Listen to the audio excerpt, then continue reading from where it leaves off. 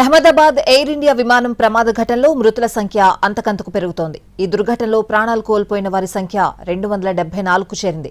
వీరిలో 241 మంది విమాన ప్రయాణికులు, సిబ్బంది కాగా మెడికల్ కాలేజ్ హాస్టల్ దగ్గర ఉన్న కొంతమంది ప్రాణాలు కోల్పోయారు. ఒకరి మృతదేహాన్ని కుటుంబ సభ్యులకు అప్పగించారు. విమాన ప్రమాదంపై దర్యాప్తునకు హోంశాఖ సెక్రటరీ ఆధ్వర్యంలో మరో ప్రత్యేక కమిటీని ఏర్పాటు చేసింది భారత ప్రభుత్వం. ప్రత్యేక అధికారులతో, వివిధ రంగాలకు చెందిన నిపుణులతో ఉన్నత స్థాయి కమిటీ ఏర్పాటు చేశారు.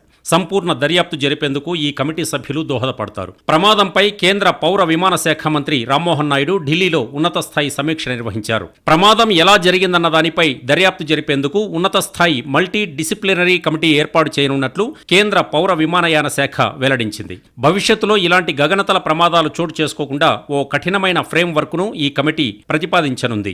అయితే ఈ కమిటీ స్వతంత్రంగా పనిచేయనుందని, ప్రస్తుతం ఘటనపై సంబంధిత అధికారుల సాంకేతిక దర్యాప్తు యథావిధిగా కొనసాగనుందని పౌర విమానయాన మంత్రిత్వ శాఖ స్పష్టం చేసింది. శుక్రవారం సాయంత్రం బ్లాక్ బాక్స్ దొరికింది. దానిని విశ్లేషించిన తర్వాత ఏం జరిగిందనేది పూర్తిగా తెలుస్తుంది. అందులో ఏముందో తెలుసుకునేందుకు మేము ఆతృతగా ఎదురు చూస్తున్నామన్నారు Rammohan Naidu.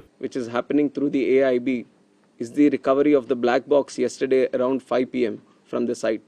The AIB team believes that this decoding of the black box is going to give a in-depth insight into what would have actually happened during the process of the crash or moments before the crash itself. So we are also eagerly waiting. విమానం కుప్పకూలిన ప్రాంతంలో సహాయక చర్యలు కొనసాగుతున్నాయి. శనివారం ఉదయం శిథిలాలను తొలగిస్తుండగా విమానం తోక భాగంలో ఓ మృతదేహాన్ని గుర్తించారు. తోక భాగం భవనంపై చిక్కుకుపోయింది.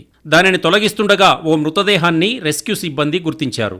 అది విమానంలో పనిచేసిన ఎయిర్ హోస్టెస్లో ఒకరిదని అధికారులు నిర్ధారణకు వచ్చారు. 9 మృతదేహాలకు DNA ప్రొఫైలింగ్ పూర్తయింది. అహ్మదాబాద్కు చెందిన ఒకరి మృతదేహాన్ని బాధిత కుటుంబానికి అప్పగించారు అధికారులు. DNA verification, legal paper work పూర్తయ్యాకే మృతదేహాలను అప్పగిస్తామని అహ్మదాబాద్ సివిల్ హాస్పిటల్ అధికారులు స్పష్టం చేశారు. శనివారం ఉదయం వరకు హాస్పిటల్కు 270 మృతదేహాలు వచ్చాయి. ప్రమాదంలో తీవ్రంగా గాయపడి హాస్పిటల్లో చేరిన కొందరు చనిపోయినట్టు సమాచారం. మరోవైపు ప్రమాదానికి ముందు పైలట్ చివరి మాటలకు సంబంధించిన ఓ ఆడియో సందేశం బయటకొచ్చింది. కేవలం 5 సెకండ్ల మెసేజ్ అది.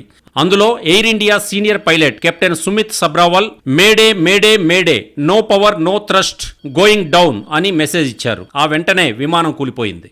ఎయిర్ ఇండియా విమాన ప్రమాదం ఎన్నో కుటుంబాల్లో తీరని విషాదాన్ని నింపింది. ఇలాంటి ప్రమాదాలు మళ్లీ జరగకుండా ఉండేందుకు ఎయిర్ ఇండియా బోర్డు అలర్ట్ అయింది. అంతర్గత ఆడిట్ నిర్వహించాలని ఎయిర్ ఇండియా నిర్ణయం తీసుకుంది. విమానాల కండిషన్, వాటి నిర్వహణ పద్ధతులు, వివిధ శాఖలపై సమీక్ష చేయనుంది. భద్రతా ఆడిట్ నిర్వహణకు ఎయిర్ ఇండియా బోర్డును చైర్మన్ ఆదేశించారు. అంతేకాకుండా ఈ ఘటనపై మరో విచారణ కూడా చేపట్టనుంది. ఉద్యోగుల నైపుణ్యాలను మెరుగుపరచడం, వారికి సమగ్ర శిక్షణ ఇచ్చేందుకు ప్రణాళికలు రూపొందించడంపై దృష్టి పెట్టింది. మరోవైపు డీజీసీఏ ఆదేశాల మేరకు బోయింగ్ విమానాల్లో విస్తృతంగా తనిఖీలు జరుగుతున్నాయి.